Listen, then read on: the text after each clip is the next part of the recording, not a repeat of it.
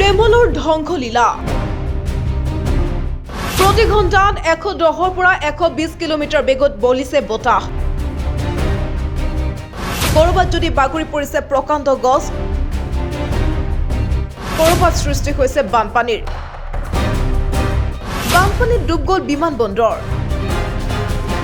বংগোপসাগৰত উৎপন্ন হোৱা ঘূৰ্ণীবতাহ ৰেমলে দেওবাৰৰ মাজনিশা সৃষ্টি কৰিলে বিধ্বংসী পৰিৱেশৰ পশ্চিম বংগৰ বিভিন্ন প্ৰান্তত ধাৰাসাৰ বৰষুণৰ লগতে প্ৰচণ্ড ধুমুহা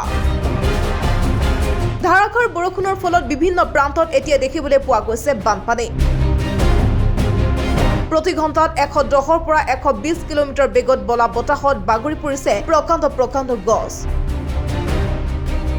ইয়াৰ উপৰি বানপানীত ডুব গ'ল কলকাতা বিমানবন্দৰ ৰেমলৰ এই বিধ্বংসীময় পৰিৱেশৰ পৰিপ্ৰেক্ষিতত সাইৰেন বজাই সকলোকে সতৰ্ক থাকিবলৈ আহ্বান জনাইছে প্ৰশাসনে ৰাজ্যখনৰ উপকূলীয় অঞ্চলসমূহত এনডিআৰএফৰ 12টাকৈ দল মোতায়েন কৰা হৈছে নৌসেনা আৰু ভাৰতীয় উপকূলৰক্ষী বাহিনীও সতৰ্ক অৱস্থাত থকা দেখিবলৈ পোৱা গৈছে